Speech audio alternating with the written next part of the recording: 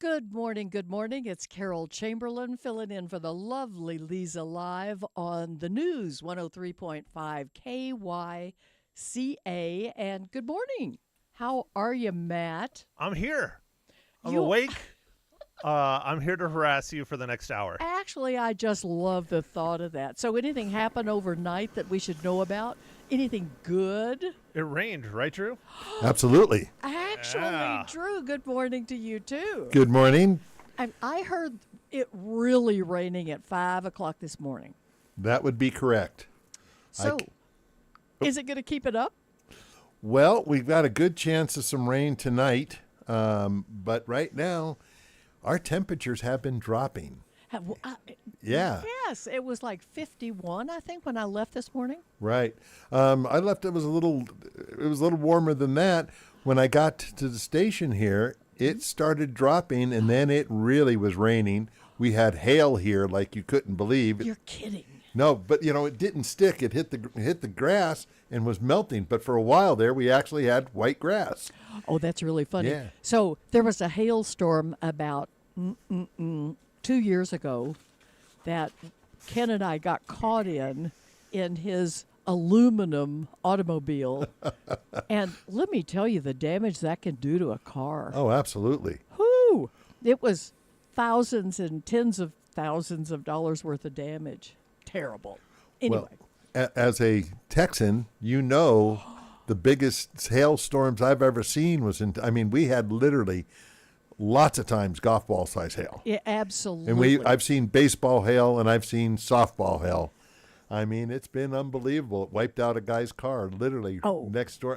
When I say wiped the car out, there was nothing left. They totaled it. Oh, wow. Actually, yeah. they tried to total ours. But I have been in a car caught in a Texas hailstorm, and it is loud. Oh, it's deafening. It's deafening. Well, the good news is it will get warmer for us today. We'll have a high of about 53. Okay.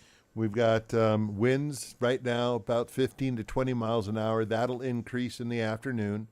And as this storm pushes through, there's a cold, I'm going to call it a cold front right behind it, and that's going to keep us cold for the weekend. So we're going to have temperatures, the lows are going to be in the 30s. Yes. The good news is we'll get rid of all the bugs. Oh, that's, so that's right. how we I got to learned look that at from it. you You got yesterday. to have a silver lining here. So. Oh, yes, that's a pretty But good thing. the to do. weekend's going to be cold, but then Monday we're going to be back into what we call our Prescott weather. 70 degrees, sunny, lows in the 40s, the way it's supposed to be. I'm really thrilled to hear that because, truthfully, I thought we were going to go from a horrible summer right into winter. So, glad to hear we're not. Well, we get a couple weeks of fall here, and we'll be okay. Oh, yeah. I brought out my fall colors today. Well, the good news is with all this rain that we've got, hopefully it'll cover the trails so when you go jeeping, you won't get all the dust. That's true. And hopefully it's not muddy. But yeah, I'm going on Sunday. So, Are you really? yeah. Where are you going? It's just a simple run to look at some fall colors up and over Mingus. Oh, that's fun. Yeah. So I love that. So, Matt, I learned something. Yes, ma'am. Speaking of weather, I learned something from you yesterday that I didn't get to talk about. So, Oh, I know where this is going. Get ready, Drew. Sit tight. Okay, I'm ready. so Matt, what's a snow leopard? You don't know what I did not know. All right, so here, I'll ask Drew. Drew, what's a snow leopard? It's a leopard, but it's white. Oh, see, that's exactly what I thought. There seems to be another meaning, right, Matt? Yeah. How about this, Drew? What is a cougar? I know there's two answers to that. The one that made you hesitate. One is the answer. a feline, and the other one, is a feline. Exactly. So a snow leopard, and I've never heard this until one of my friends told me, is a lady that is 55 years and older that is dating a younger man. I thought that was just a cougar. So maybe cougar No. ship starts at 40 or so? Yeah, I think 30 or 40 is where the cougar starts, and then the key is, though, the man has to be younger. Much younger. Yes. How much younger? I don't know. They didn't have specifics, but Okay, so I think I might have an example of one. I learned this last week, and it was so amazing to me that I thought I'd misread it, so I went back. Do you know the president of France is Macron? I Right. guess that's how you say it. I think it's Emmanuel Macron. That sounds right.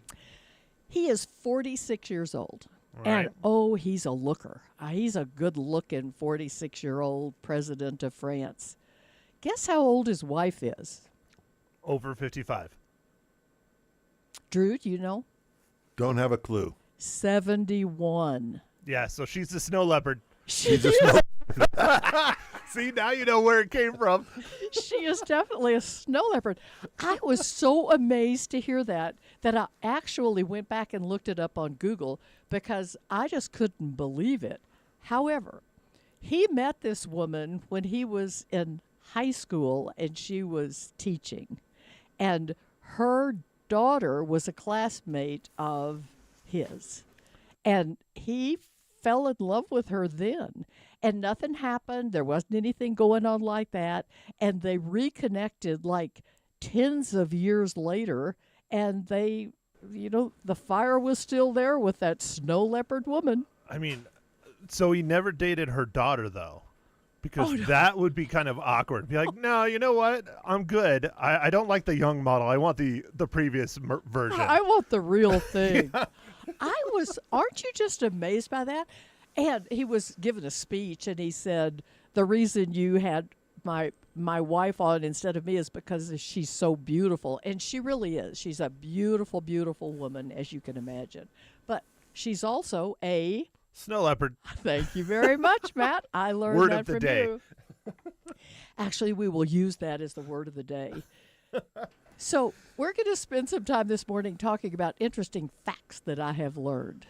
Okay. Unless there's About snow leopards? Oh, no. Oh, okay. No. I thought I was getting another education. No. Ken's 6 months older than I, so we'll leave it at that. I'm no snow leopard. Anyway, you know what one of the world's most popular cocktails is? Long Island iced tea. Oh, you go for the big stuff. Yeah. No. How about you, Drew? Guess. Oh, wait. Oh, no, Barry walked in, so Drew is now being fed by Barry. That's why he turned off his mic. Okay. No, there was background noise, and I didn't want it to I bleed lost over. So Drew. Okay, do you know what one of the most popular cocktails is? I would say martini. Actually, whoa, Ken would agree with you there, but it's actually a gin and tonic. And did you know that at one time gin and tonics were used to treat malaria? No, but it sounds good. Get a mosquito bite, get a gin and tonic. But it actually is the quinine in the gin and tonic that was used to treat malaria. Funny thing, I knew a woman a long time ago, years and years ago, who actually had to stop drinking gin and tonics. It was good for her to stop anyway, but she had to stop because she lost all the feeling in her hands. She had no feeling in her fingers. And I guess that's one of the signs of an overdose of quinine. So be careful. That's a lot of gin and tonics. That's a lot of gin and tonic. She drank a lot of gin and tonics, I mean, I'll tell you. Did she carry around like one of these tumblers just full of gin and tonics, or what? No, but she carried around about 20 extra pounds. 20's not too bad. good. A lot of sugar. A little bit of gin and juice, right? I said gin and yes. Okay, so here are some did you know things. How many times do you think a human eye blinks on average in, let's say a year? A year? This is just absolutely too hard to guess, so I'm just going to tell you. It is 4.2 million times a year. No wonder we lose eyelashes. I was going to say at least 2 million. Yeah. Yeah.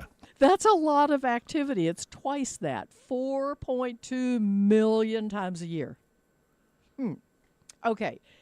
Every year, there is some number of people who are killed by vending machines. Now, I don't know if this means they stick their arm up trying to pull something out, they cut it off and bleed to death, or the thing falls over on them, but... Oh, I got a story on this. Okay, I know what? exactly. It's because they fall over, and I got in trouble at work when I was at a competing media local outlet because they had a camera set up and the vending machine had taken my money and I was starving and I wanted my chips. I paid 75 cents for those chips. Oh, that was a long And time ago. For those of you who have not met me in real life, I am not a small man. And I grabbed the back of the vending machine and shook it. And they had it on camera, and I got called into HR the next week. And they're like, do you realize you could have died and so many people a year die because of what you're doing in vending machines? And I'm like, it's fine. See, you know what they really cared about was the legal liability what it if you was. got killed on their property. Right. My parents would have probably gone after them, Well, at least to get more chips. I will tell you, there are Just one bag. oh, you just 75 cents. gosh, They were Cool Ranch Doritos. this was a meaningful moment in your life. It Cool was. Ranch Dorito, 75 cents, shaking the thing to death. I'm starving. Well, you're starving. I'm sitting here watching Drew chewing. So there are 10 people a year on average killed by vending machines. I thought that was really odd. It sounds And pretty. only 10? Yeah, it sounds pretty low. That sounds low.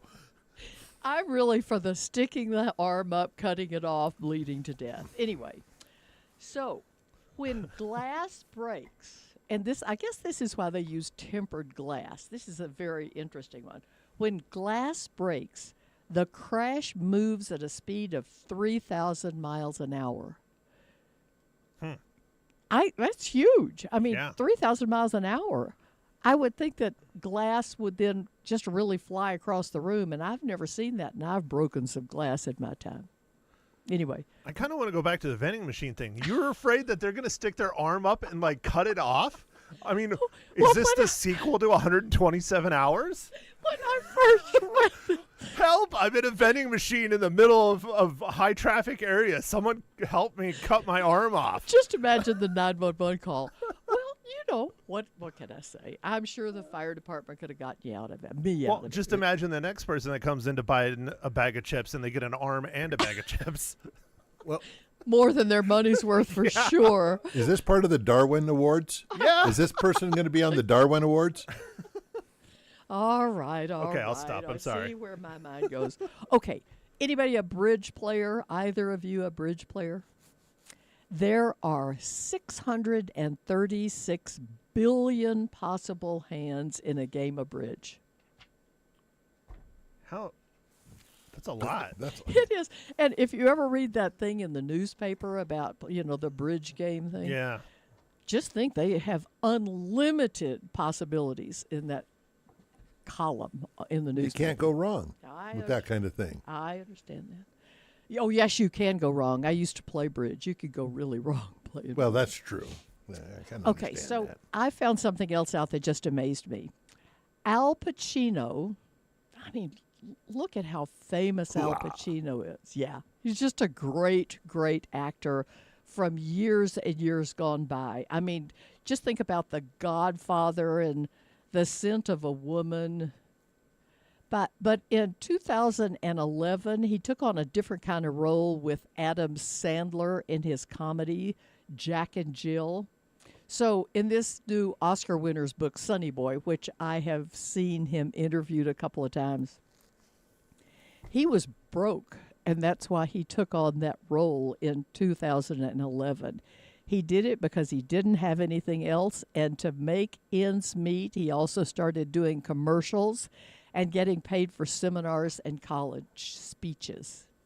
I was going to say, that movie was terrible. I didn't even see it. I heard Jack it was and Jill? so bad. Yeah. Oh, it was unwatchable. Yeah. Seriously, unwatchable. Oh, you're kidding. It wasn't funny. It was. Well, it did get him out of the hole, though. Well, that's good, and I'm glad he got paid. What did he spend his money on? That's what I wonder. You've got to believe. He's Al Pacino. Figure it out. Hookers. Oh, now see you. That's exactly where I was going, buddy. Oh my gosh, I said it. He was thinking it. your mind's just go in an odd spot because I thought he had bad financial management throughout his career. Oh That's my God. what. Don't go there. Okay. Don't go there, Matt. Yes, sir. Yes, sir. Okay, so I was really shocked to read that tomorrow is the Rock and Roll Hall of Fame. And the inductees are people I really thought would have already been in there. So I'm just going to read them. Mary J. Blige, Cher, the Dave Matthews Band, There we go. Foreigner, I couldn't believe that, Peter Frampton, Kool and the Gang, Ozzy Osbourne isn't in the Hall of Fame yet. Yeah, well, maybe Black Sabbath is, but Ozzy Yeah. Osbourne as an individual As an might individual, not be. Yeah. that probably I think that's what it is. Oh, I got it. Okay. And a Tribe Called Quest, which I didn't know what was until I said something to Matt about it. Yeah, and I was trying to look it up, but I didn't find it fast enough. But I thought they performed here during the Pure Imagination Fest. Oh, wow. Okay. I thought they did. We'll find that out later. But anyway, Yeah, I'll have to keep looking. today is appropriately National Chocolate Cupcake Day, and we're about to talk with Barry Barb when we come back from our break. So see you in a minute.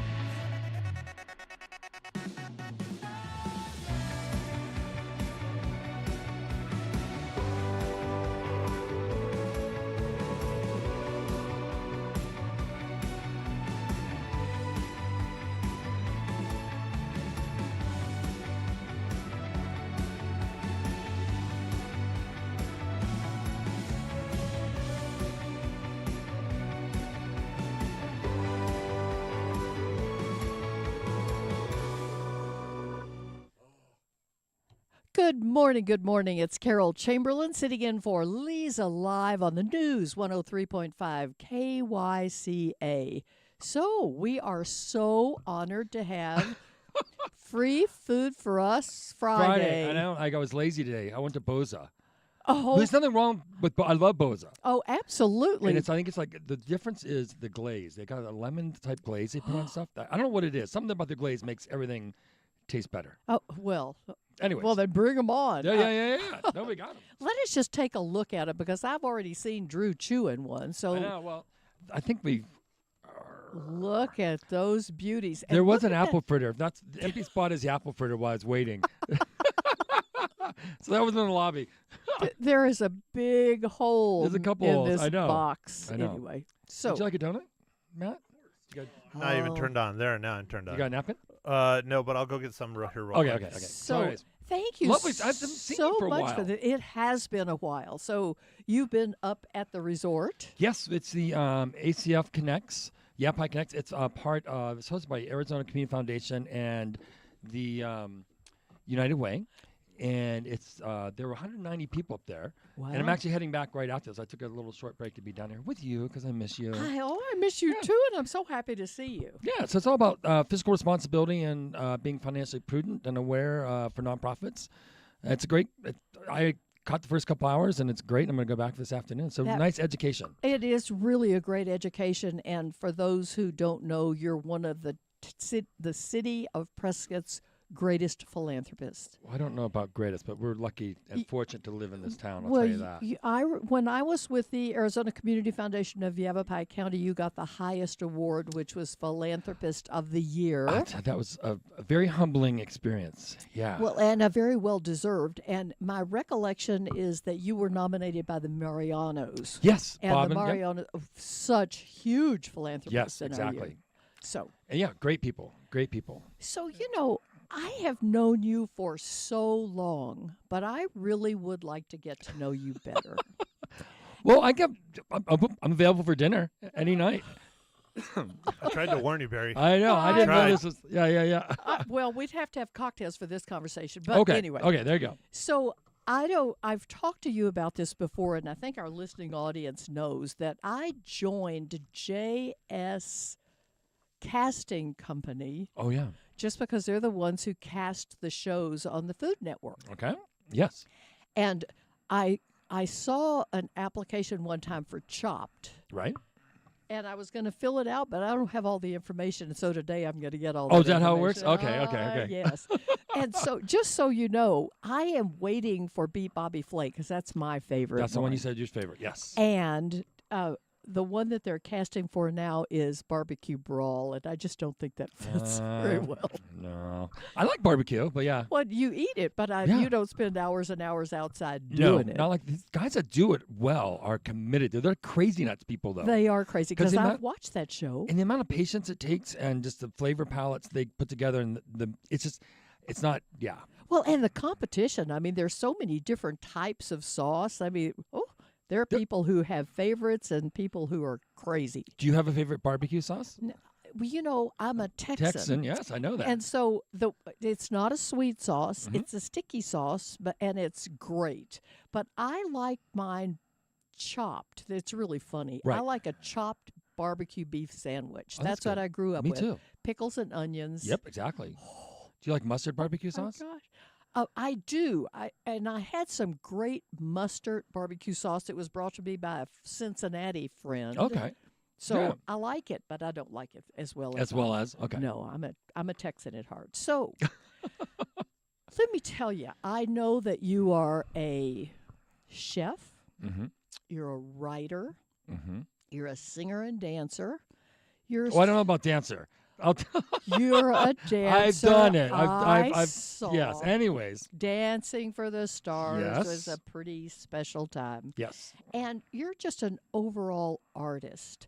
So how did you start that? How do I start that? Well, yeah, how did you get that artistic bug? Has that don't been know. since you were a kid? No, I think people are just, I think innately we all have the ability to do whatever we want to do Mm-hmm. as far as that goes. And some things that we are more drawn to Mm-hmm. as far as that goes. Growing up was a small community. Where? Bristolville, Ohio, a little Ooh, small town. north Bristolville. What graduating class Of about 60. Oh, Yeah, I think maybe I keep saying 45, but everyone tells me it's closer to 55 or 60. Yeah. Oh, my Walked to gosh. school every day, Oh, wow. about half a mile to school. Sure. Did kindergarten actually, this is how small our town was, our schools. Kindergarten was in my Aunt Margie's basement. Oh, I can appreciate that. That Miss was- Douglas was mine. See, yeah, and so there are just a lot of opportunities in a small community like that. We had had a strong drama department and music department, marching band and things like that. We didn't have football, Well, so who'd you march for? but I don't really know. That's really funny. The you said that. parades. Yeah, the parades. Basically, the parades. Yeah. So were you in the marching band? Oh yeah. What'd you Marching play? band, choir, saxophone. Oh my gosh, Yeah. do you still play? I tried to pick up a few years ago, and it's not coming back as quickly as I would have liked. Oh, now see, I can see you holding a saxophone. See, it's the embouchure. It's the lips that kind of you got to get that back. Well, you have nice lips. Well- It seems like you should get it back. Carol, watch yourself. I know. Hi, Ken. Exactly. Hello, kid. Yeah. So you started early on loving music, loving entertaining, because marching bands are entertaining. Yeah. And Okay. yeah, I was in school drama and a music major in college. Okay, so you graduated from a very small town in Ohio. Right. Where'd you go next? I went to liberal arts school. I was a music major, vocal performance and education major at Hiram College, a small liberal arts school in Ohio. Huh. Then had some throat issues and took some time off and went culinary and graduated from Johnson Wales University. Oh my So that's gosh. where the culinary side starts. I gotcha. So do you still have throat issues? No. What happened was I had developed nose and polyps on my vocal cords Uh-huh. and went through about 6 months of therapy, and then actually had laser surgery. It was just coming out. It was just it was new, basically back in the late 80s. Okay. And so I had surgery, and then I just said, well, maybe this isn't the best thing to do career-wise. And So just think, you are just like Adele. Didn't she have vocal I am polyps just as well? like Adele. That's what I hear that so often. I mean, Okay, I so see it. It's the lips. we're going to take our first break. We'll be right back with Barry Barb in just a minute.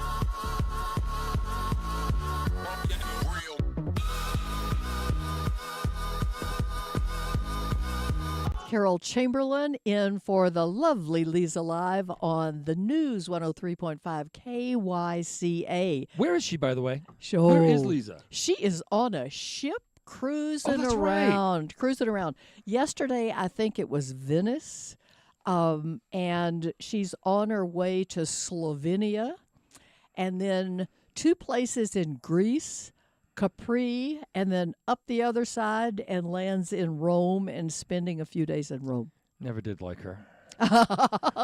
Less now. Yeah, less now, exactly.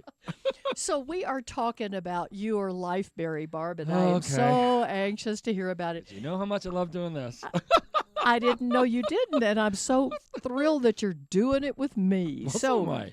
I understand that you graduated from Johnson and Wales University in Providence, Rhode Island for your culinary arts degree. And every time I read this, it said the prestigious, a prestigious chef school. It's like the one. It's like that, and what's the other one? Culinary Institute, CIA is this one in Hyde Park. Those are the 2 competitive. Gotcha. The 2 different programs. CIA really, until recently, concentrated mostly on cooking and culinary, whereas Johnson Wales is more of a hospitality school. Oh. So it also teaches hotels and restaurant management and that type of thing. They both have evolved quite a bit since then, but I gotcha. in the day, that's what the difference was. So did you always, from that point on, want to start out as a chef? Where did you go? No, I had no desire to cook whatsoever. No. No, my plan was after the music, I went. I just wanted to own a restaurant. We thought it'd be fun to own a restaurant, and started working in restaurants. And then through culinary school and whatnot, found out I was actually good at cooking, and I wanted a program where I could know the whole operations, front and back of the house. That's why I picked Johnson and Wales. And then along the way, found out I'm actually pretty good at this, and I have the ability to pair flavors together and that type of thing. And so that's kind of why I went that route. Growing up, a small town, we always canned during the winter. We all had big gardens. We all our parents cooked big Thanksgiving dinners, and all that stuff. So food was an integral part of our upbringing as far as that goes. And then, but really didn't think of it as a career ever until someone suggested culinary school to me in my 20s. I'm amazed by that, and it certainly has turned out well for you. So you graduate there, and somehow you go to Hilton Head? I went to Hilton Head. Why? My first job, I was recruited through a job fair Oh. to manage. I managed 5 bars at a private club, a resort in Hilton Head. Oh. So my first job out of culinary school was not cooking. It was actually, I managed bars in this club called the Melrose Club. The only way you could get there was by boat, and so it was beautiful. We loved it. It was like there were a bunch of us that we still are close, but we're all in our early 20s, and the club had only been open a couple years, and we were just doing these things that were just like how are we all getting to do this? Oh my! And we had a lot of free reign and a lot of it was a great growing experience for us as far as that goes. That is so cool. And that's where I met my wife. She worked there also. That's where I met Lori. Oh, that's so cool. Yeah. So I'm assuming since you could only get there by boat, there were no DUIs. There wasn't. It was BUIs. Yeah. So we had the company had a boat that took you, a ferry that took you back and forth. Then for a period of time, I took a 20-foot Boston whaler back and forth with a friend, and then I lived on the island for about a year, and there's no paved roads, no grocery stores, and I lived at number 1 Snake Lane. And my backyard. So My gosh! I lived in this house that was owned by. Okay, it was purchased for $10. Purchased for $10, and moved for $15 to its current location. It was owned by the midwife and the undertaker.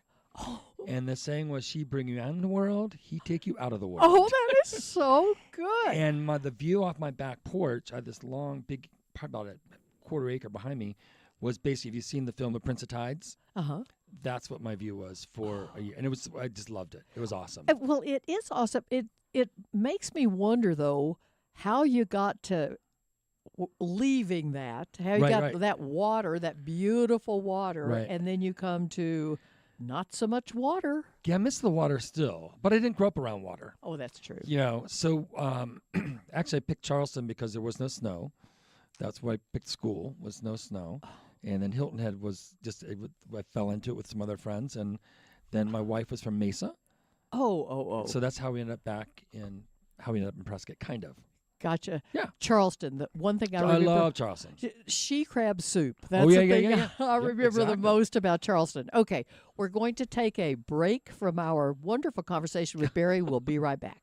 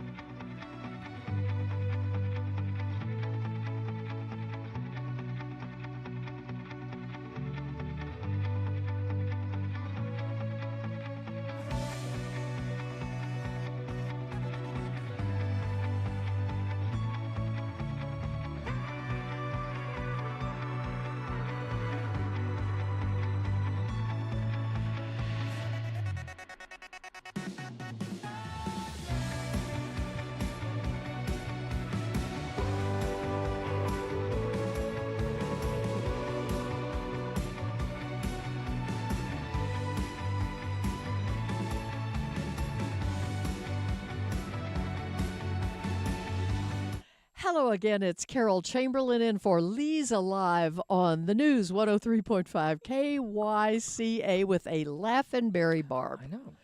Can you hear me now? I do. I can hear you now.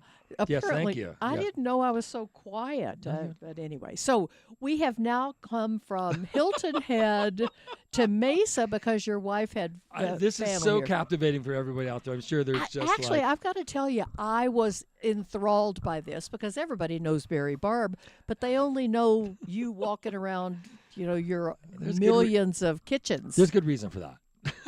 Oh, well, here, we're going to let that out now. So you've now come to the Valley. Yeah, so I'm in the valley. Okay. Matt, is this? What do you do in the Valley? What I- What'd you do? Actually, I worked at the Hyatt downtown at Civic Center Oh, really? for about 8 months, and we arrived in.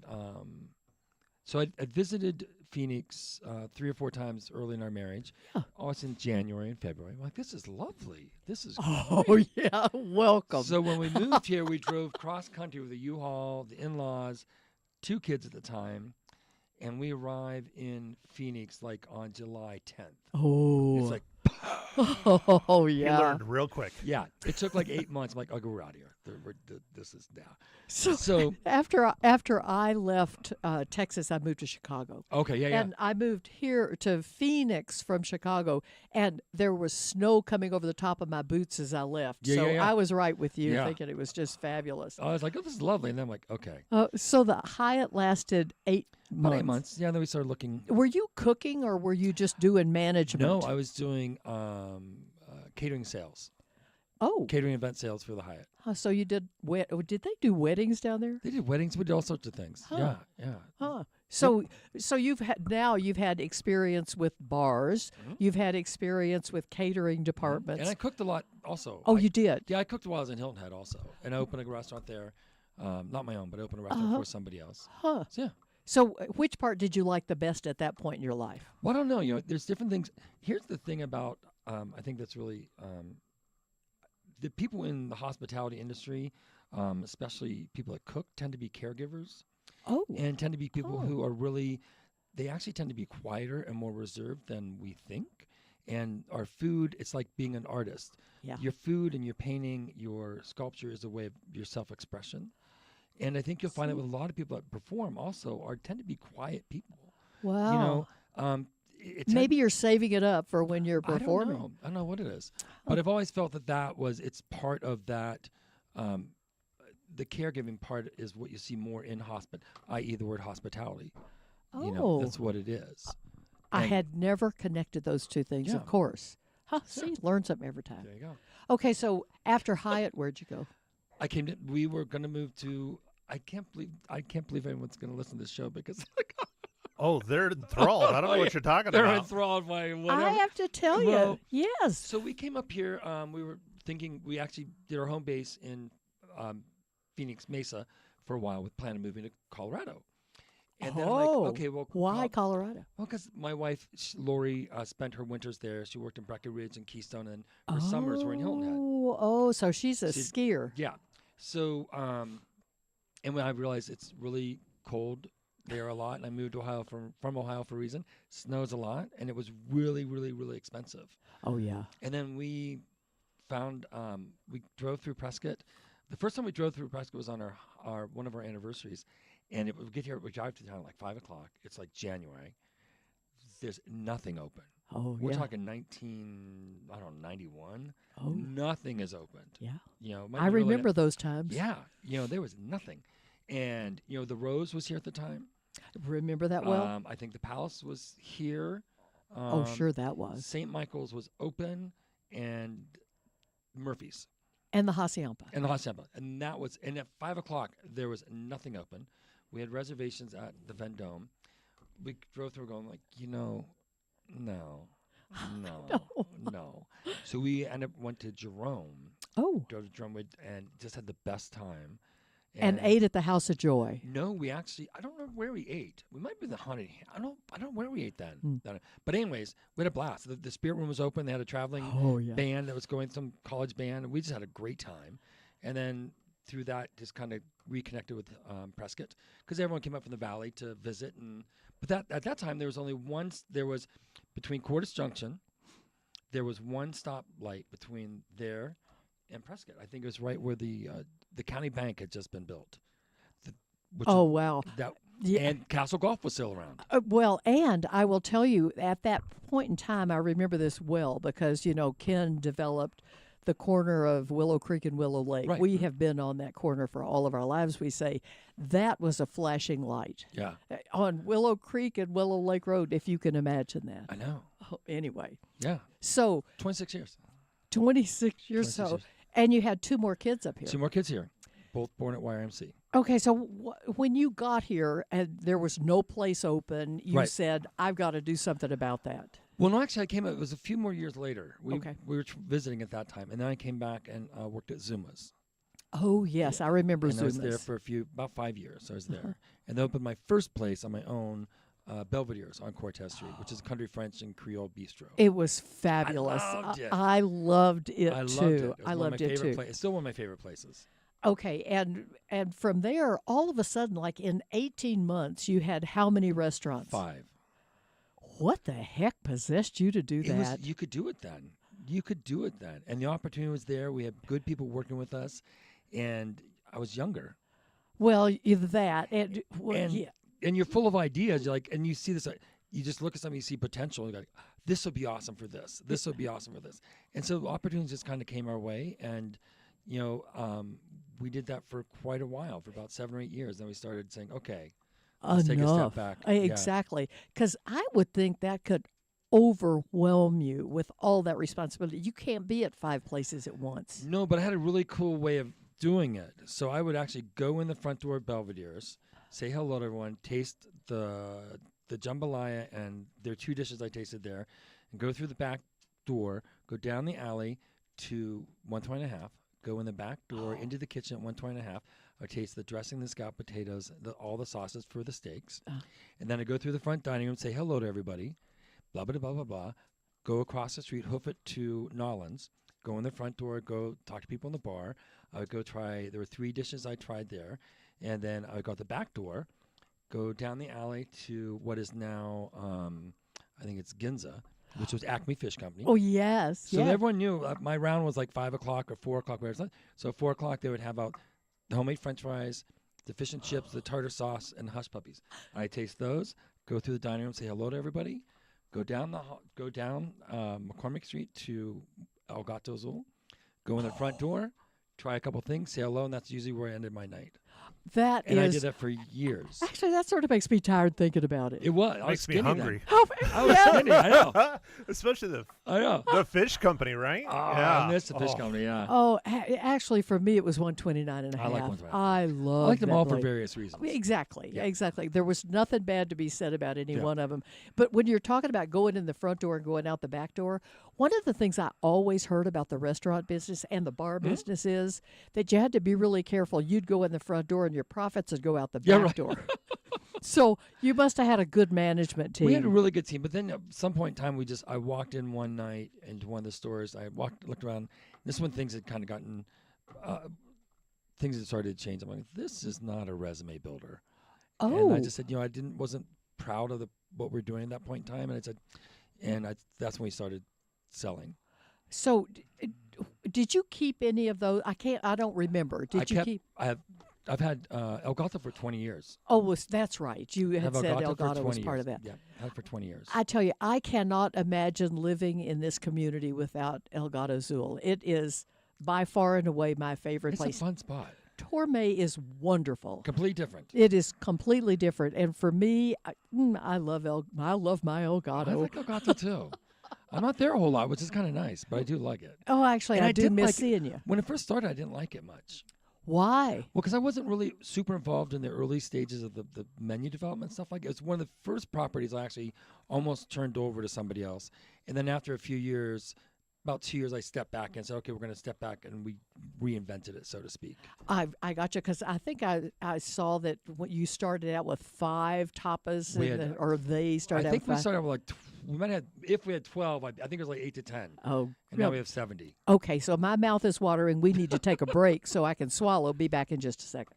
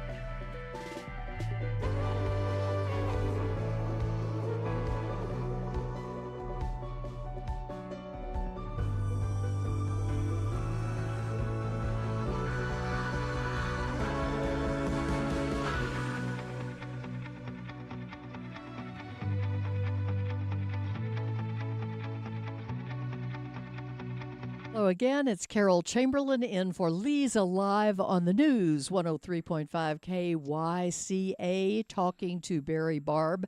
And thanks again for sharing all this with us. I'm going to take you now away from what you did. We stopped at El Gato Azul, Right. and you have since opened Torme, which is just a fabulous spot. Mhm. Yep. Are you still as excited as a chef? Or is it the management that do you enjoy more? What do you like the best about what you do? You know what I really like most about what I do, and I think what sets us apart, is, and there's a lot of people in town that are like this, but I've always viewed my restaurants and my businesses as a vehicle and a tool to make change in my community. Oh. And that really is the driving force for me, in all honesty. Because I think you could easily step away from what you're doing, whatever your career is, but it's hard to step away from that ability to have that opportunity to reach out to somebody, to make changes in the community, to help somebody through a situation, to provide opportunities for our staff. You know, we have some really, there was a time when things were not so great as far as employees coming in. We have been blessed the last few years with seeing some really good, and this is encouraging news, some really good teenagers, 17, 18, 19-year-olds coming up that are just incredible. That makes my heart sing, You know, actually. and so to be able to work with those people and, you know, coach them and mentor them, but also see them develop on their own and let them recognize what they can bring to the table, because our generation is, you know, significantly different. There are things technologically that I don't understand. Granted, they can't write cursive, but I can't use my phone to save my life. You know, so I'm really in a situation when I first started my career, I was the youngest in my field, literally. Probably 90% of my staff was older than I was. And now I'm at the other end of it, that's where so life change. Yeah, you know, so my average employee is now 20 some years younger than me. And that's a big gap. And then we're talking 30 years, you know, when we're talking about 20-year-olds, I'm 57. You know, so it's, you know, but there's a lot of really good things going on in the world, in the industry, that people don't have the opportunity to really, and we don't take the time to focus on. And so for me, as far as the cooking, I like all that. I love all that. You know, it's why I am where I am. But it really is having that opportunity to, you know, be part of other people's lives, whether it's someone sharing their anniversary with them at dinner or sharing their birthday. You know, as a hospitality industry, we get that opportunity to share those experiences that we may not ever get to do again. Just look how you are. We've always known what a giving person you are. There's not a nonprofit in this community that hasn't experienced your generosity in one way or another. The library hours are thanks to your efforts so many years ago. You have an employee giving program that gives to the community through Gato Gives, I think is the name of it. And you have been a fabulous guest sharing with us all about Barry Barb, who you get to hear next week again. And thanks so much for the donuts. My pleasure. See you again next Tuesday. I will. Thanks for listening.